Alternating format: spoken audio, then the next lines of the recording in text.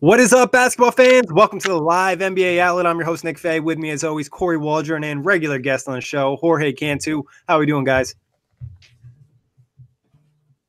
I'm doing fantastic.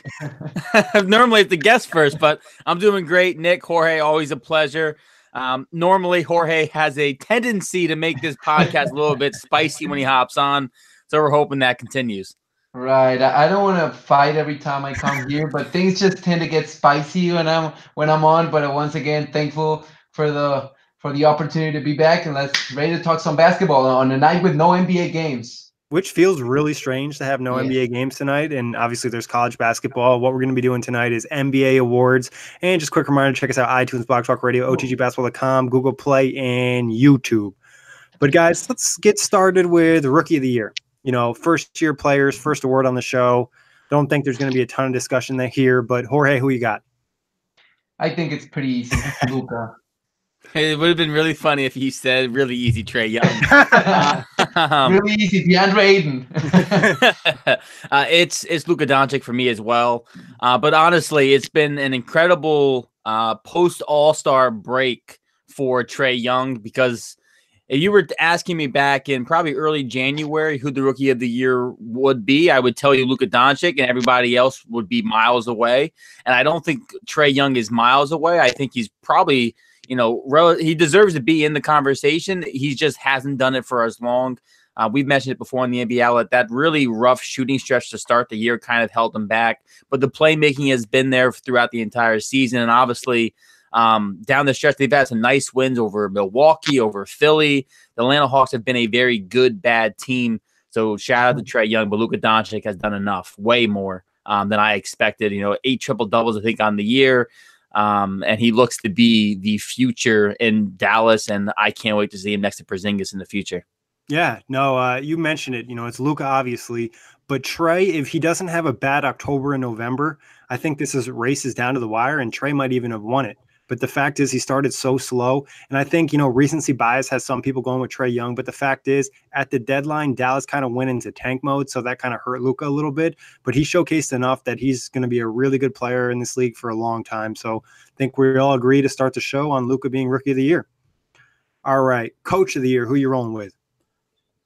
I actually participated in the one round table for OTG, and yes, I picked Mike Budenholzer. And I think this one is. One could say Mike Malone, who is the Nuggets head coach, but I think it's pretty clear. Just a huge turnaround that Budenholzer, especially system-wise. I remember reading an article a couple of months ago where Budenholzer literally painted a couple of X's all around the three-point line, and this is like, Giannis, you're going at the top of the key. Everyone else, you're going in the corners and on the wing, and you let Giannis operate, and then he's gotten so much out of the bench, and I just really like what Bud has done. And even though he got a little bit criticized for just leaving Atlanta just because I don't want to be here in the rebuild. Well, here's what he can do with this good of a team, and I think it's pretty clear he's maximized the potential this team has, and maybe not at its fullest, but at least very, very high ceiling he's taken this team. Yeah, it's Mike Budenholzer for me as well. I think Milwaukee, they were my dark horse team going into the year. I expected them to be really good. I just didn't think they were going to buy into Mike's system so quickly. And obviously they have Antetokounmpo's. We've seen what he can do with so many floor spaces around him. Eric Bledsoe with a career year. The Bucks won 60 games. They dominated the Eastern Conference for almost the entire season. And Mike Budenholzer deserves all the credit for that. I would love to have given it to Nate McMillan. I probably would have went with Nate McMillan if March wasn't so bad. I think if the Pacers had managed to get through March with a 500 record, and maybe they held on to the 3 seed, or they held on to the 4th seed, I may have gave to Nick McMillan. But the fact that March and this April has been so rough for the Pacers, they've kind of fallen back down to earth. Mike Budenholzer to me would be the clear cut, with probably Mike Malone second. Yeah, Coach Bud, what he did, obviously, we know the Bucks were somewhat of a talented team last year in the 8th seed. Now they go in to have the best record in the NBA. He's turned Giannis into an MVP candidate, and he's got the most out of a lot of guys. Like Brook Lopez was sitting in free agency. They picked him up. He's having an excellent season, just using the players in the right position. And a lot of credit goes to him. And Jorge, you wrote a great piece early in the year that he wasn't only going to have an impact offensively, but defensively, he's taking them to another level as well. So I think there's really no way not to go with Coach Bud because they have the best record and they went from an 8 seed to a 1 seed and they look dominant. They're having a historic season. I think a lot of people forget that just because so many great things are going on in the NBA, but they're blowing teams out on a regular basis, double-digit wins across the board. So very impressive work, and it might not be the last time we talk about a Bucks personnel or player at this point right now. But I'm pretty sure the Bucks are both top 5 in offensive and defensive rating, so that's just a testament to how dominant they have been on both ends. And yeah, I mean, as much as people want to throw other names into the conversation, this one I think is pretty clear for most of us. Yeah, I agree. I think Mike Malone at second. Obviously, the one thing I guess going against him is they've kind of tailed off a touch towards the end of the season. You know, you could still make an argument, but overall, and Kory mentioned, Nate McMillan, Kenny Atkinson, Doc Rivers. There's just tons and tons of coaches who deserve a lot of credit for the jobs they've done this season. Now, moving on to another personnel, not a player, executive of the year. Well, I got John Horst. I'm pretty sure is the name of the guy in charge of the Bucks. So I mean, same thing. He made sure he brought Brook Lopez with a mid-level exception. He signed Eric Bledsoe. He re-signed him just about a month ago. So he's basically all in with this team. He knows that he has to stick with what has worked, and I'm pretty sure that he's made as good of a pitch in Milwaukee. It's as good of a situation as it possibly can get for Chris Middleton moving forward, and he deserves a lot of credit as the whole Milwaukee organization overall. So I'll take John Horst. Yeah, I'm going with Elton Brand from Philly. I think when you look at the moves, I think Philly has acquired the most high level talent this year, probably. Getting the Jimmy Butler deal on, obviously Jimmy Butler is going to be a free agent, getting Tobias Harris, having these win now pieces in motion, getting those smaller moves like James Ennis, trying to bolster that, and getting even Greg Monroe as 2 weeks ago, as soon as 2 weeks ago, they've made those kind of moves. Elton Brand in his first year as the GM for the Sixers, kind of just saying that we're tired of being, there's no more trust the process, that we are, we're here, we're trying to win now. So I've loved the aggression and the no fear, because the fact of the matter is he made all these moves and there's a possibility they lose Tobias Harris and they lose Jimmy Butler for nothing. So the fact that he was able to take that risk and make those calculated risks, still bringing in some talent to try and give Joel Embiid and Ben Simmons the best opportunity to win a championship now, for me, it's Elton Brand. See, that's exactly why I'm not picking Elton Brand, is because the risk of the moves. Jimmy Butler leaves, Tobias Harris leaves. You just lost a whole bunch of draft picks and stock in, these players. And now all of a sudden you're stuck with just Embiid and Simmons. So I think John Horst gets it because we just said he got the coach of the year. He picked him up. He also surrounded Giannis and the rest of that team with players that are going to get them to the highest level. So I like what they did in Milwaukee. I just think everything in Milwaukee being such a great team. And I think Philly's had stretches this year where have they really gelled perfectly? Are we really sure? And the bench is still a question, and their ability to defend point guards is a concern. So I'm going with John Horst here. I think Elton Brand's done an excellent job, but I just think there's a lot of risk with the moves he's made. Dark Horse, who is the Clippers GM? Because that man, he deserves a ton of credit. Jerry West, right? Jerry West is actually the GM. He's like an executive or something, right? Correct. Yep. Well, whoever did Michael Winger.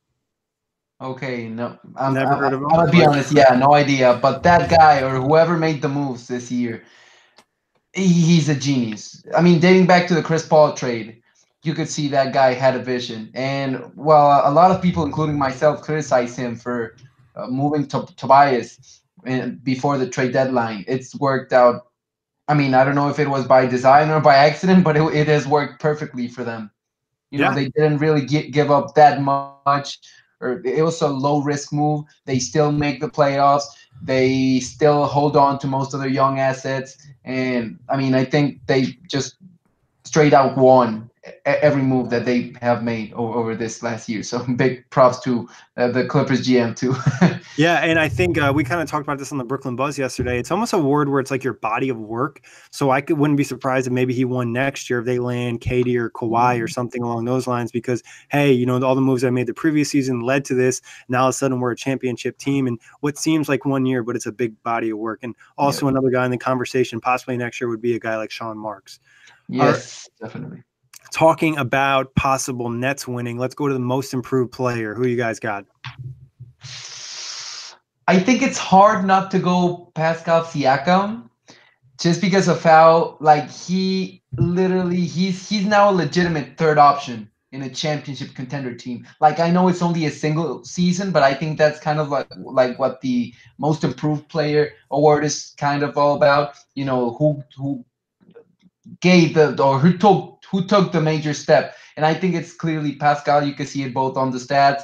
He's been really good defensively, offensively. He's been efficient on however amount of touches he's got. So, I mean, it's close. I could definitely see a case for D'Angelo. Earlier in the season, I was campaigning for Justice Winslow, but you know how things go.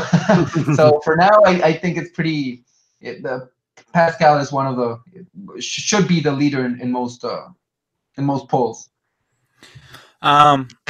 This is a tough one because I really haven't fully bought in on either on Pascal Siakam or D'Angelo Russell. I feel internally torn between the two because I think D'Lo's case is the fact that with the expectations of maybe being a borderline playoff team, he was able to be an all-star this year. He kind of carried the weight of the Nets at certain points in time when Spencer Dinwiddie was down, when Karis LeVert was down. Obviously, he led that huge comeback win against the Sacramento Kings, and he's been tremendous most of the year. Then you look on the other side, Siakam's been the guy. He's played in 79 games this year, started 78 of them, so he's been basically he's been indestructible. He's played the most games between him, Lowry, and Kawhi, who have missed time between injury. Well, not Kawhi because of injury, but Kawhi just because of resting, load management. And then Larry resting, he's been the consistent guy there. As you mentioned, Jorge, the third option. His numbers have taken a major jump. Obviously, he got a bigger role, so that can also be a contributed to those racing numbers. He has a 9.2 win share this year, a 3.5 value over replacement. For me, it's probably going to be Pascal Siakam. The Raptors do have championship aspirations. They are still probably, for me, a 1A or a 1B, a 1A or 1B to the Bucks being the first team. So for me, I think it's going to be Siakam. Thanks, guys. No, I'm going with D'Angelo Russell here for multiple reasons, and not just because I'm a Nets fan, but if you look at what he actually has to do, and that's nothing against Pascal Siakam, he's not the best player in his team. You might make the argument he's the second best player, but he's probably the third best player. He's playing with a lot of great players, not only in the starters and the stars in that team, but overall in depth. Even the role players, you have guys like Danny Green, Serge Ibaka, Marc Gasol in that squad. D'Angelo Russell is the best player on the Nets, and he's running the show. That's like saying, hey, the wide receiver is going to win MVP over a quarterback, because D'Angelo, you saw this yesterday, Kory, in the first quarter. He's not knocking down a shot. He's setting up his teammates to be better. I don't know if you can say the same about Pascal Siakam. Obviously, the bigger case for him is he's a two-way player. He's better defensively, offensively, defensively. He's going to have his impact. But D'Angelo's going to make his teammates better offensively. Joe Harris probably doesn't have the season he's having without D'Angelo Russell as his point guard. And I think his ability to take over a game, yes, Siakam's had really big games, but is he making that comeback that the Nets had against the Kings? Is he putting up 27 in the fourth quarter to come back down 25 and scoring 40-plus in a game? I don't think he's doing it. Not on that Nets squad. If we were to swap these players and say, hey, let's put Pascal Siakam on the Nets and D'Angelo Russell on the Raptors, I don't think the Nets are making the playoffs. And, people are going to be like, well, D'Angelo was a number two pick. Last year, he was injured majority of the season. And a lot of people were like, is he even an NBA starter? Or is he just going to be some type of bench player like a J.R. Smith that just gets hot?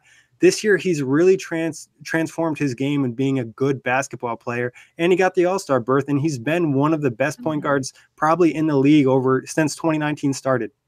Since 2019, 23 points a game, over 7 assists a game, almost 8 assists, 44% from the field, 37% from three, and only 3 turnovers. So he's really running the show and taking the Nets team to a whole nother level. So that's my argument for D'Angelo. Obviously, the narrative is against him. Siakam's been probably better to start the season. D'Angelo picked it up as soon as Karras went down and then Spencer went down. But I think D'Angelo is really taking his game to a different type of level. And we talked about this before. It's not just jumping and becoming a really good starter. He jumped from being a borderline starter to being an all-star player and a franchise cornerstone. That's a great point. I mean, that logic. I mean, the impact, I think when it comes to the impact, I think D'Lo is for sure more impactful than Pascal Siakam for the fact that, like you mentioned, and I mean, I don't necessarily like the flipping them to who would be more impactful, like if you had D'Lo on the Raptors compared to Siakam. But I think if you take away Siakam from the Raptors, they're not as far off as if you take D'Angelo away from the Nets are significantly worse. I think that's how I would take the argument. You know, I have no qualms with, I've never used that word. I have no qualms with D'Angelo Russell winning most improved. I just think maybe for me it's because Siakam's, like you mentioned, like a little bit more of a two-way guy, and the fact that he did it for the duration of the season, he sticks out more. But the fact of the matter is D'Lo still elevated this Nets team to their first playoff appearance in 5 years. Ask you guys this. Who do you think is going to have a better career? This isn't part of the award discussion. Easy. I'm just curious. It's D'Angelo Russell easily. I think it's D'Angelo just because he has so much more room for growth.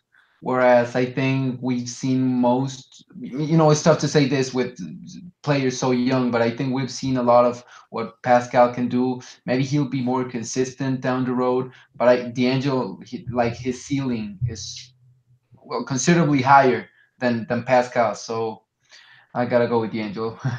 And I will say another thing, just throwing the argument, I would almost guarantee D'Angelo accounts for more points a game, not with just scoring, but also his assists and setting up his teammates. And I'll bring up the point again that the Raptors' overall squad is still better than the Nets squad, and that's no offense to them. They're a young team that's still developing. You have a lot of veterans on there that are going to make your life easier, and there's not pressure on Siakam. No one came into the season like, oh, this is a big year for Pascal Siakam. He doesn't have a breakout season. The Raptors are going to cut him or he's not going to get his contract. This is a contract year for D'Angelo. The narrative's been out, all this nonsense with the Nick Young thing still being brought up. Pacers fans yesterday chirping at him. So overall, I mean, I know D'Angelo's not going to win, but I think he deserves to win.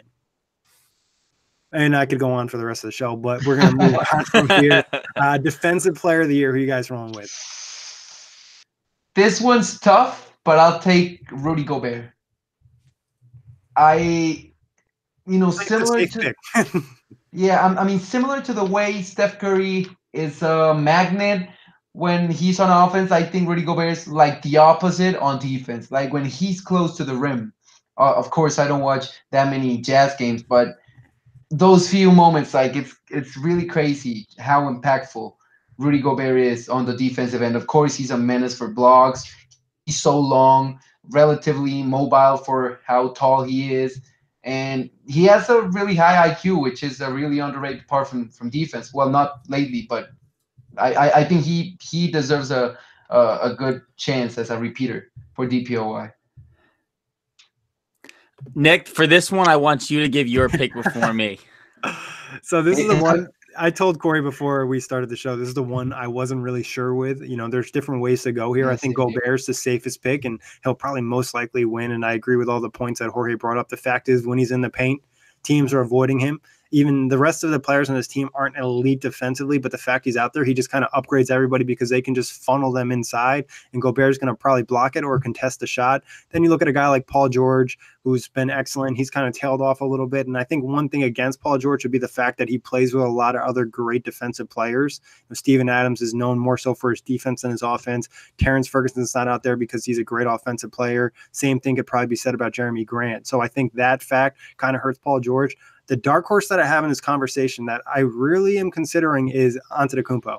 Like, it'd be crazy if he won MVP and Defensive Player of the Year, but I'm telling you, watching the Bucks on Monday against the Nets and then watching the Bucks Saturday against the Nets, the impact he has, his length is ridiculous. Like, he's not only blocking shots inside, but he's clogging passing lanes. I think I'm going to probably roll with Gobert because of one of my picks I'm going to make later on. But I think there's a real chance that Giannis was going to be in the conversation and could win it. Yeah. So I have. I know where you're going. I know. No. You ain't got a clue. Nah. So my top 3 choices for Defensive Player of the Year, not in this order. Miles Turner, Rudy Gobert, and Paul George. These are the 3 guys that I've been looking at for Defensive Player of the Year. Paul George has probably been the best perimeter defender in the league currently.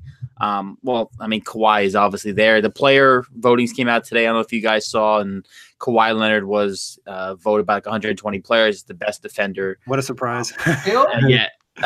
In the league. So looking at just like some numbers, when it comes to like defensive rating, Paul George has like a 105 defensive rating. Miles Turner has a 101.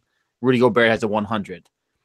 Defensive win shares, Paul George has only 4.8. Miles Turner has 4.9, and then Rudy Gobert has a wicked 5.7. Defensive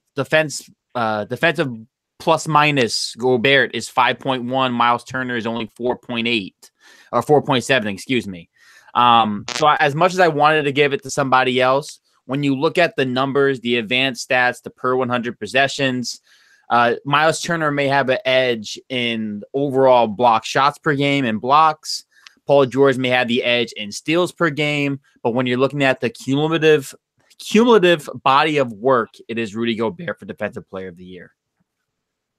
Yeah, I mean, I see no issue with that at all. Obviously, like we talked about, Gobert also puts fear in the offensive player. Like they don't want to go inside because he's going to reject their shot. And Miles Turner, I think he's definitely in the conversation. You know, if Oladipo doesn't get hurt and they maintain their record and they're still elite defensively, I know they've been really good defensively, but I think he has a better chance at it. And like I said, I think Paul George, you know, the fact he plays with such teammates and he also has been a little bit more inconsistent towards the end of the season, I would go with Gobert. So all in agreement for Rudy? Yeah. No, we've been agreeing way too much. Jorge, what are you doing here? I'm just kidding. Just wait till we get to the next couple of awards, and I'll have some for you. So we already covered Rookie of the Year, Defensive Player of the Year, Most Improved, Executive, Coach of the Year, and now we got 6-man. Booming down on some men like Lou Will, 6 men like Lou Will. Is there even another choice? Like Dwayne Wade? Hell, nah. It's got to be Lou Will. Like who's scoring 20 points per game off the bench and only 26.6 minutes per game? Like that's crazy. That award eventually should be renamed the Lou Williams Award in the future. Like this will be what he's third or second or third. This will be third at least. This will be his third. He'll be tying Jamal Crawford, I think, for the most 6-man of the years if he wins this year. Yeah, and I mean, what he's done for the Clippers. And the craziest thing is maybe Montrezl Harrell, who's actually teammates with Lou Williams, is like the second closest thing to a 6-man of the year around the league. I know there's an argument. There was an argument early for Derrick Rose, and then you can say a bunch of things for Domantas Sabonis. Yes, yeah, Kory, I'm waiting. It's okay. Just keep I'm a Domantas Sabonis guy. Don't worry. But I mean, it's got to be Lou Will. He's probably the second best player on the Clippers behind Danilo Gallinari, and one of the biggest reasons why they're in the playoffs. So give it to the 6-man, Lou Will. Again, if the Pacers don't have a terrible March, and they maintain their seeding and Sabonis, because Sabonis really hasn't dipped in play at all. He had 30 double-doubles this year off the bench. His stats took a major jump across the board in points per game and rebounding. He's been incredible for the Pacers, especially with the second unit. The Pacers don't have a lot of offense, believe it or not, guys. Without Oladipo, not a lot of guys can score on that team. The bonus was a necessity for bench scoring. But like Jorge mentioned, it's Lou Williams, and it's really not close. Lou Williams has kind of been a league of his own. The amount of points he's able to put up in 26 minutes per game, right? I think that's what Jorge said. He's already set the benchmark for points from a 6-man. I know he passed Del Curry this year. I know he had several game winners this year, one of them being against the Brooklyn Nets. Sorry, Nick, for that. Down memory lane. That one was crazy too. Like, I don't know if you guys recall, it wasn't even I do. a shot. It was like a heave. Yeah. And he also had a triple-double this year. So, like, Lou Williams has been incredible. Obviously, the entire Clippers season, they're one of the teams this year. We mentioned they got rid of their best player at the deadline, and they didn't miss a beat. They actually moved up in the Western Conference standings after trading away their best player. So I think definitely shout out to the Clippers and Lou Williams, who is probably Sixth Man of the Year. Yeah, you guys brought up a great point. Obviously, Lou Will's going to be my pick. Montrezl Harrell, the guy on his team, is in the conversation as well. You guys mentioned Sabonis. I think Dinwiddie's probably in it if he never got hurt, because his numbers have kind of tailed off since the injury. So I think Lou Will, we're all in agreement here. Not really much to discuss. Now, on to the final award, MVP. Is this going to be a discussion? Because it's got to be Giannis Antetokounmpo. Just so dominant on both ends of the floor. Of course, some people use the 3-ball as an argument against him, but I think it's crazy how he can do as much considering he's barely a 25% 3-point shooter. I'm pretty sure he's shooting about 2.5 threes per game or something like that. Only 25% clip. But when you can, all things aside, it's a super tough race between Harden and Giannis, but he has the narrative. He's the best player on the best team with the best record. He, of course, dominates on both ends of the floor. And the other day, I read a very interesting argument, which is he barely plays 32.8 minutes per game. And that just goes on to show how dominant he can be in a relatively short amount of time. This really, once again, I'm bringing up Steph Curry because, the level of dominance that he had in his back-to-back MVP seasons. I think it's similar when the Bucks just blow out teams by double digits early and he can just take a full breather for the fourth quarter. And, I think it's give or take an argument or two. I wouldn't be mad if somebody said the Harden, but for me, it's Giannis. Yeah, I've been talking about this MVP race a lot over the last couple of weeks. It's a race where I refuse to let anyone discredit the other person, right? Both of these guys, what they've done individually is ridiculous. James Harden having to carry that Houston Rockets team from, at one point in time, 14th in the Western Conference. At some point, this podcast with me and Nick, we did not believe the Rockets were going to be able to come all the way back and get home court advantage. They went from 14th to the 3 seed, and they had a real chance for the 2 seed even. I think they had a tiebreaker over the Nuggets. I think technically they could even get the 2 seed. Yeah, I still think they're in the contention for the 2 right. seed. Which is absurd. Wow, that's crazy. Right, that's which is crazy. absurd. And that's all credit to James Harden. The 60-point games. I think he has 2 on the year. I think he has 4 or 5 50-point games. He's averaging 36 points per game. He's putting up numbers that we've only seen from Kobe and Jordan. He had that stretch of 50-point games in a week basis.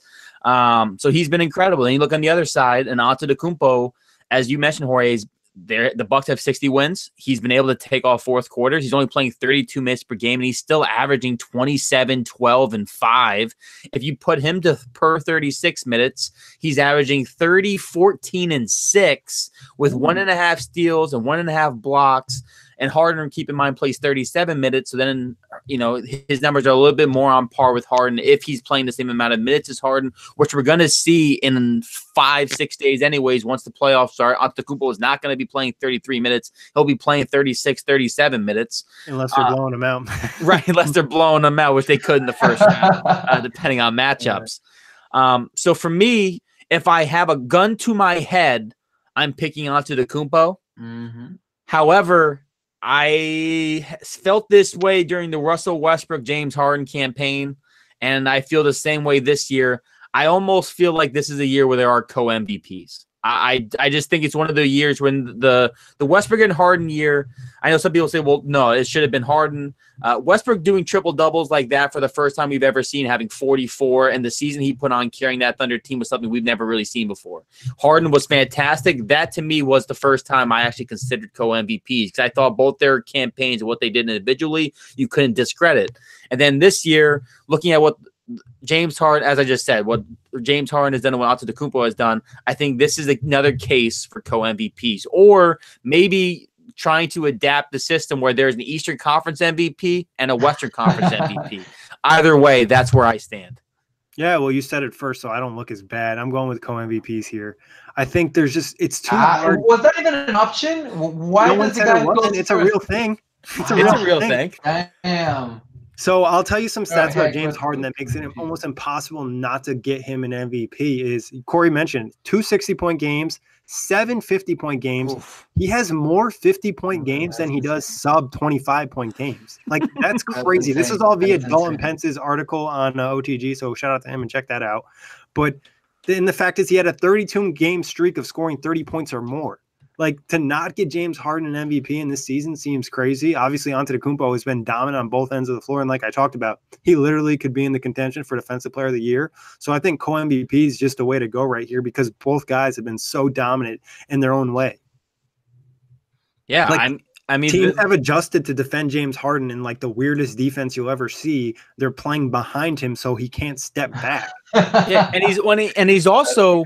I think he's hit the most threes he's ever hit in a season as well, or he's taken the most threes. Like he's still like his game is still evolving after an MVP season. Like you said, Nick, like he's taken a step forward in his game. And I don't think a lot of people thought James Harden could get better. Obviously, the assist numbers have gone down because his usage rates have gone up and he's got to be more of a scorer. But like you don't normally see guys in the prime of their career get this much better.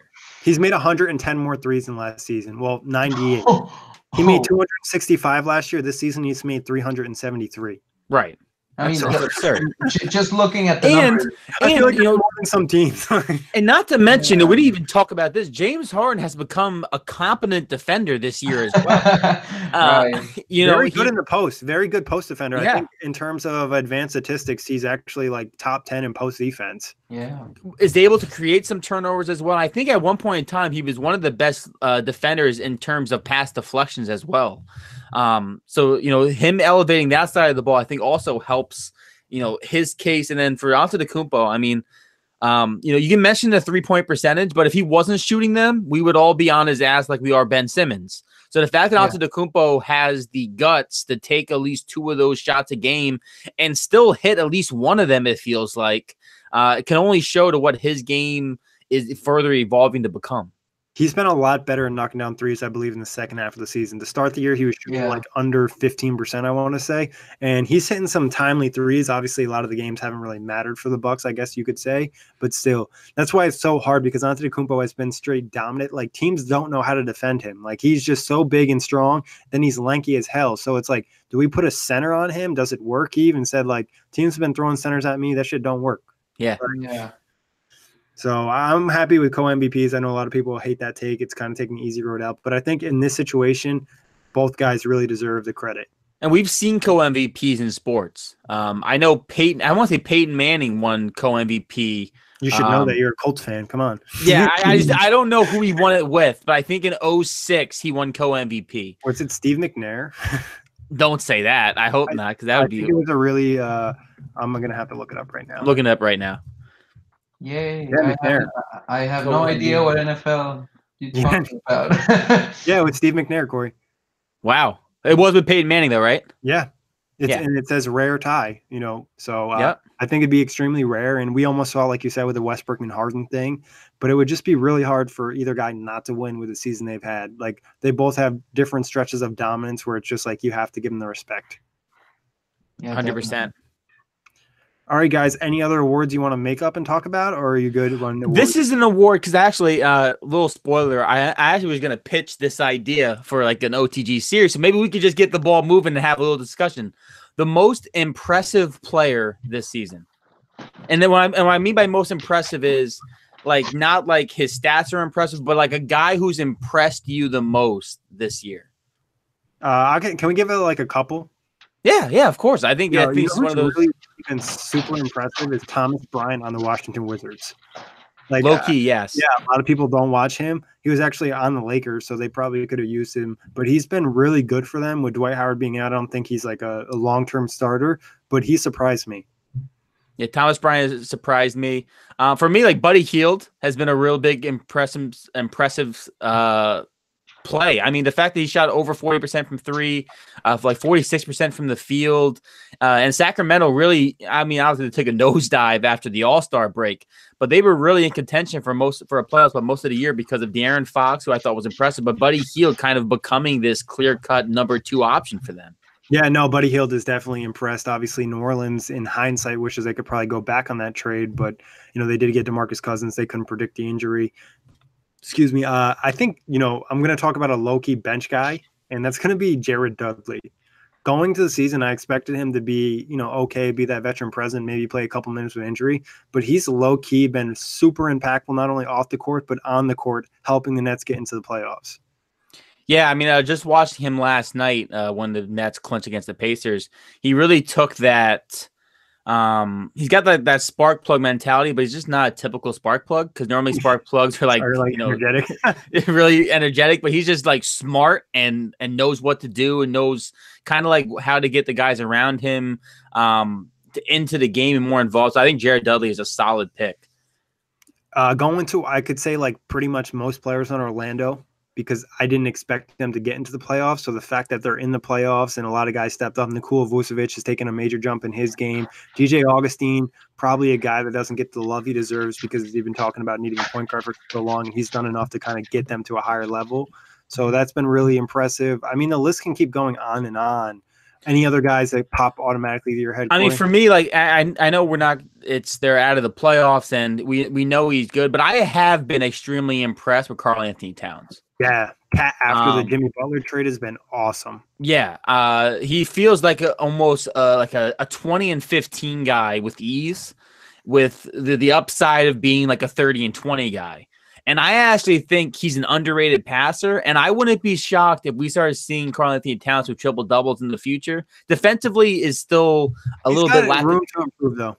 Yeah, no, I think the one good thing about Karl-Anthony Towns is this is a kid who's hungry to be good and wants to be better.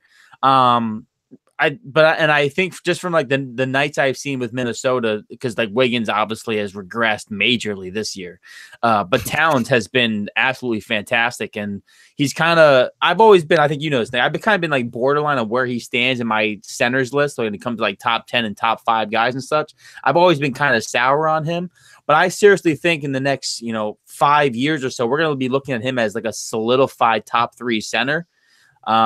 And I also still think in 2 years he'll be out of Minnesota, which will be good. I might want to play with his buddy D'Lo.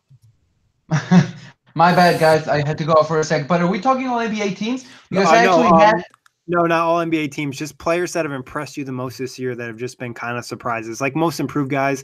Adrian in the YouTube chat brought up Julius Randle. I thought he's been impressive offensively, taking his game to another level. I think my biggest issue with Julius Randle is still the defense. Yeah. So I actually had prepared all NBA stuff, and and I do want to point out something. If we're talking about guys improving, I don't know if it really counts, but talk about Blake Griffin. Yeah, it was impressive. Who was on the OTG staff that wrote an amazing article about Blake Griffin?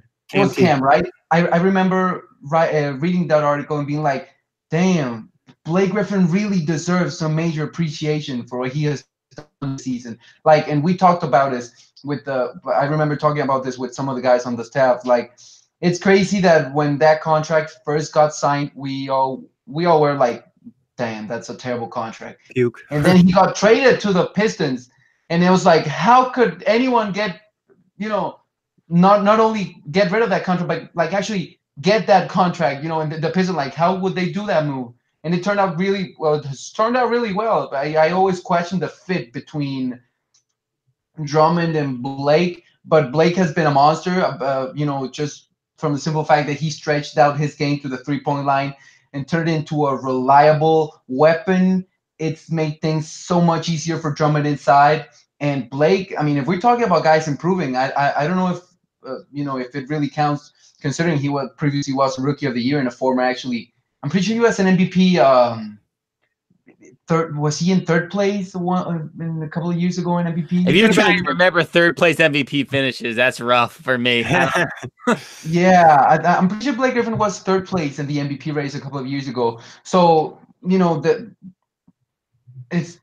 didn't think he could get much better or even make it work in Detroit. But well, Major props to Blake Griffin. Yeah, no, he has. He's transformed his game. When he came in the league, he was pretty much a dunker. He can only operate in the paint. Expanded a little bit of a post game. Now he can work on the perimeter, knock down threes, create offense for others, make his teammates better. Another guy who really bounced back and had a nice season was Danny Green in Toronto.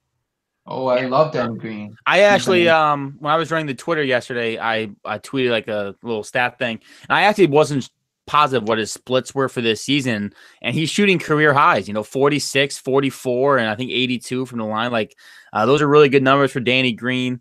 And another guy who stuck out for me, I know his defense isn't great still, but Jahlil Okafor for the New Orleans Pelicans. Since Anthony Davis has been resting his load management, whatever they're doing. I know they're not playing because he's gone, but Okafor has looked really good on the offensive side of the ball, can rebound. Obviously, defensively, he's still kind of shaky, but I've been really impressed with him because before New Orleans and after his stint with Brooklyn last year, it wasn't sure that he was going to have another opportunity in the NBA, and he got one in New Orleans, and he's actually kind of, I think, solidified himself as maybe a piece for their future. Yeah, he's been solid. I think the major key from him, he talked about mental health being a real issue for him and getting the help he needed. And obviously that's very important. But he also lost a ton of weight.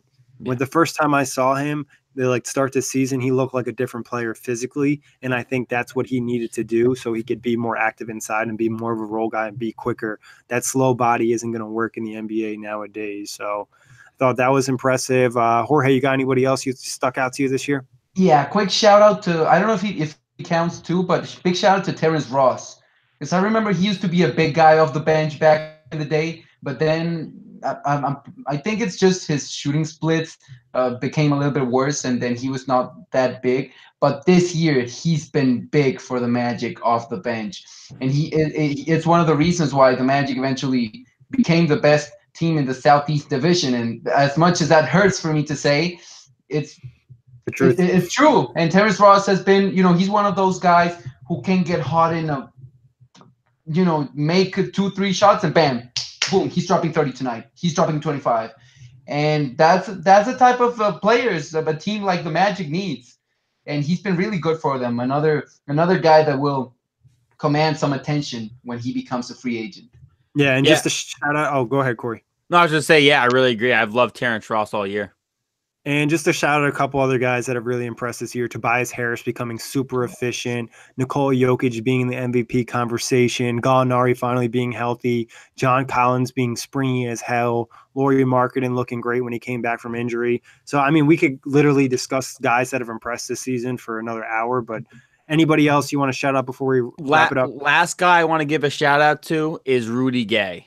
Oh, yeah. Coming off a torn Achilles, which is extremely difficult. He looks fresh. Yeah, coming off a torn Achilles, shooting a career high from the field, a career high from three. You don't normally see guys at 32 after having an Achilles injury have career highs like that. And he's playing 26 minutes a game, so it's not like he's playing, no minutes or less minutes. And he's been crucial for San Antonio, who is also in the playoffs this year. My last shout out, Bradley Beal. He's proven he can be the #1 guy, well, at least in the Eastern Conference, right? And he's kept the efficiency at a pretty high level. So I really don't know the splits. If I'm 47, honest, 35, and 80, and those are good. Those are good considering he has no help, like Thomas Satoransky, Jeff Green, an injured Dwight Howard, and what else does he have? Thomas Bryant. Well, Thomas Bryant. Yeah, I mean, they're not a great team. Bradley Beal is definitely impressed. He's picked up his game a little bit. I think the one thing is he didn't make the playoffs. Adrian brought up in the YouTube chat, Zach LaVine's been impressive scoring wise. Yeah. And I wouldn't be myself if I didn't shout out my guy Karis LeVert, who impressed at the beginning of the season, and now he's finally getting back to that form after a terrible ankle injury. So, guys, always a pleasure. Check out our Jorge. I know you want to get something in. I see your hands. Justice better. Yeah, Winslow developing into actual playmaker and finding a role in the NBA, I thought was huge for him. But that wraps it up. Check us out: iTunes, Blog Talk Radio, OTGBasketball.com, Google Play, and YouTube.